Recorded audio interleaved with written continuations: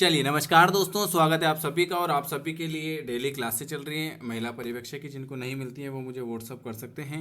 शुरुआत करते हैं हम पहले क्वेश्चन की। इससे पहले मैं आपको बता देता हूं कि आपके लिए महिला पर्यवेक्षक की बुक अवेलेबल हैं और पीडीएफ भी अवेलेबल है। अगर आप बुक लेना चाहते हैं तो 249 का पेमेंट रहेगा और आपको आपका एड्रेस भेजना रहेगा। और अगर आप बुक पीडीएफ लेना चाहते हैं तो 149 में पीडीएफ, और बुक लेना चाहते हैं तो 249 में। ठीक है। और कोई भी जानकारी लेनी है तो आप इस नंबर पर संपर्क कर सकते हैं। 2000 आईएमपी क्वेश्चन है। इसके अलावा ओल्ड पेपर आपको अलग से मिलेंगे। ठीक है। और डेली फ्री क्लास नहीं मिलती है तो इस पर व्हाट्सअप करें और चैनल को जरूर सब्सक्राइब करें। चलिए, हर क्वेश्चन के नीचे आपको आंसर देखने को मिल जाएगा। चलिए, पहला क्वेश्चन आपके सामने। प्रोबायोटिक्स रिक्त स्थान में शामिल हैं। प्रोबायोटिक्स किस में शामिल है बताएं। प्रोबायोटिक्स जो हैं वो आपके किस में शामिल हैं।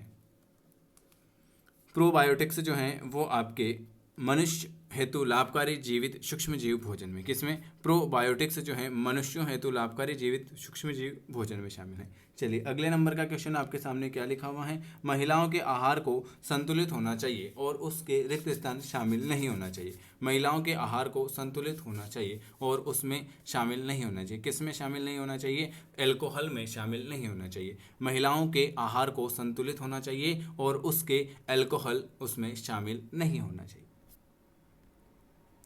अगले नंबर का क्वेश्चन क्या लिखा हुआ है। अगले नंबर का क्वेश्चन लिखा हुआ है, ऊर्जा आवश्यकता में वृद्धि के अतिरिक्त अंतर्ग्रहण को आवश्यक करती हैं। ऊर्जा आवश्यकता में वृद्धि रिक्त स्थान के अतिरिक्त अंतर्ग्रहण को आवश्यक करेगी तो वो करेगी आपके नियासिन को। किसको? ऊर्जा आवश्यकता में वृद्धि नियोसिन के अतिरिक्त अंतर्ग्रहण को आवश्यक करती है।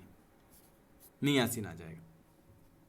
अगले नंबर का क्वेश्चन क्या लिखा हुआ है। अगला क्वेश्चन लिखा हुआ है, रक्त के माध्यम से रेटिना को आपूर्त होने वाला रेटिनल रेटिनल में बदल जाता है, जो कि ऑप्सिन नामक एक प्रोटीन से जुड़कर रिक्तस्थान नामक बैंगनी वर्णक उत्पन्न करता है।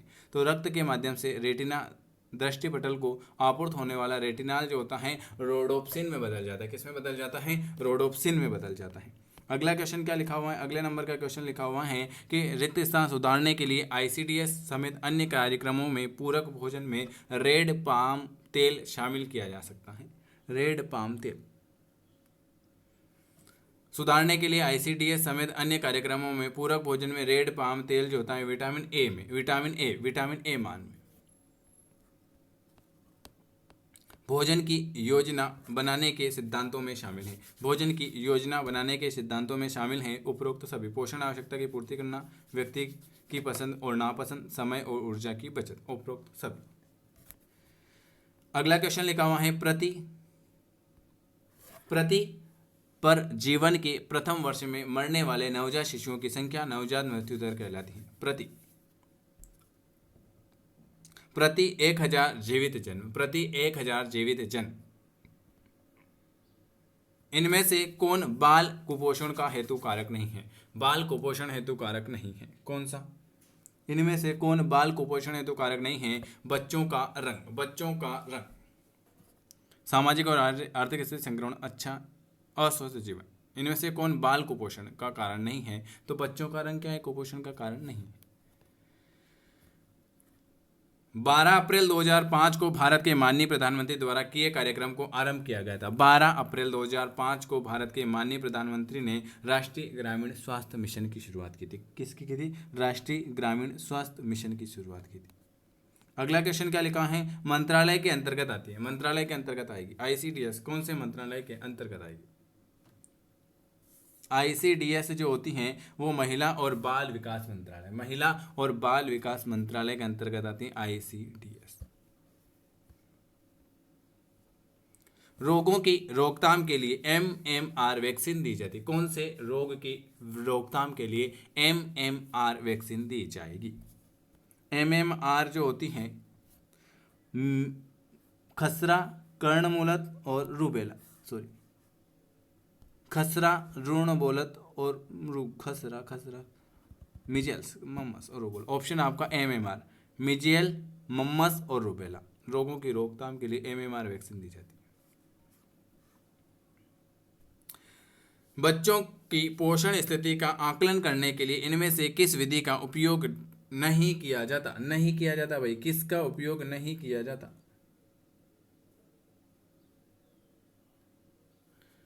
बच्चों की पोषण स्थिति का आकलन करने के लिए कमर नित्यम अनुपात का उपयोग नहीं किया जाता। कमर नित्यम अनुपात। प्रोटीन ऊर्जा की कमी से इनमें से क्या हो सकता है? प्रोटीन ऊर्जा की कमी से इनमें से क्या हो सकता है, बताइए। प्रोटीन ऊर्जा की कमी से इनमें से क्या हो सकता है? इनमें से पेशीय क्षय, एक तो पेशीय क्षय होगा और एक जो हो जाएगा वो आपका हो जाएगा वृद्धि धीमी हो जाना, उपरोक्त दोनों। चलिए अगला क्वेश्चन। अगला क्वेश्चन लिखा हुआ है 54 कि अंतर्राष्ट्रीय रूप से अनुशंसित प्रत्यक्ष अपेक्षित उपचार अल्पक्रम डायरेक्टली ऑब्जेक्ट ट्रीटमेंट शॉर्ट को DOTS रणनीति इनमें से किस रोग से संबंधित है? किससे संबंधित है, बताइए। वो संबंधित है क्षय रोग से। किससे संबंधित है? क्षय रोग से संबंधित है। इनमें से कौन से वैक्सीन का इंजेक्शन ओरल और पेशियों द्वारा किया जाता है? ओरल और पेशियों द्वारा किस वैक्सीन का प्रयोग किया जाएगा? ओरल और वैक्सीन द्वारा किस पेश का किया जाएगा? तो पोलियो का। ये 55 क्वेश्चन हो चुके हैं। चलिए अगला क्वेश्चन देख लेते हैं। इससे पहले मैं आपको बता देता हूँ कि आपके लिए ये बुक अवेलेबल है, तो आप चाहें तो इस बुक को अपने घर बैठे मंगवा सकते हैं, ठीक है। अधिक जानकारी के लिए आप दिए हुए नंबर पर संपर्क कर सकते हैं। चलिए अगला क्वेश्चन। अगला क्वेश्चन में क्या है? चलिए ये आ चुका है, ये मैक्स आ चुकी है, मैक्स आ चुकी है। चलिए निम्न में से कौन बहुविकल्पी पदार्थ है? बहुविकल्पी आपको पदार्थ बताना है। कौन सा आपका बहुविकल्पी पदार्थ है? बहुविकल्पी पदार्थ कौन सा हो जाएगा?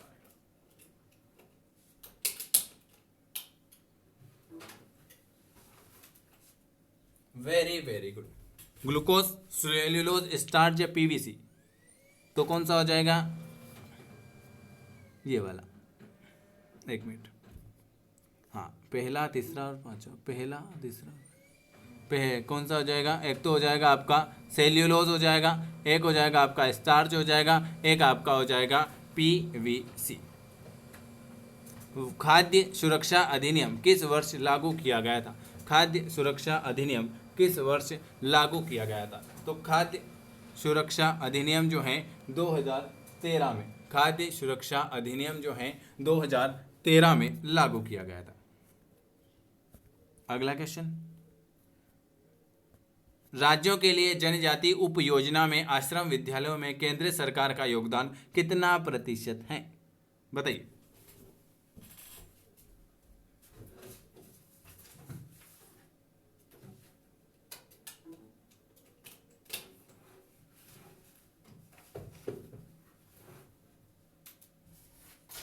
Very good. कितना? राज्यों के लिए जनजाति उप योजना में आश्रम विद्यालय में केंद्र सरकार का योगदान जो है वो आपका 50% है।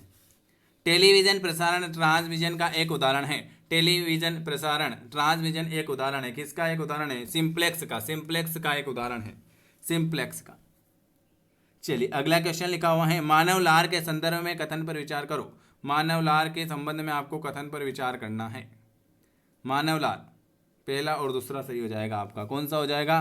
कि यह यौगिकों का मिश्रण है और यह अम्लीय प्रकृति का होता है। ये मानव लार के बारे में ये कथन सही है। ऑप्शन आपका बी वाला आ जाएगा।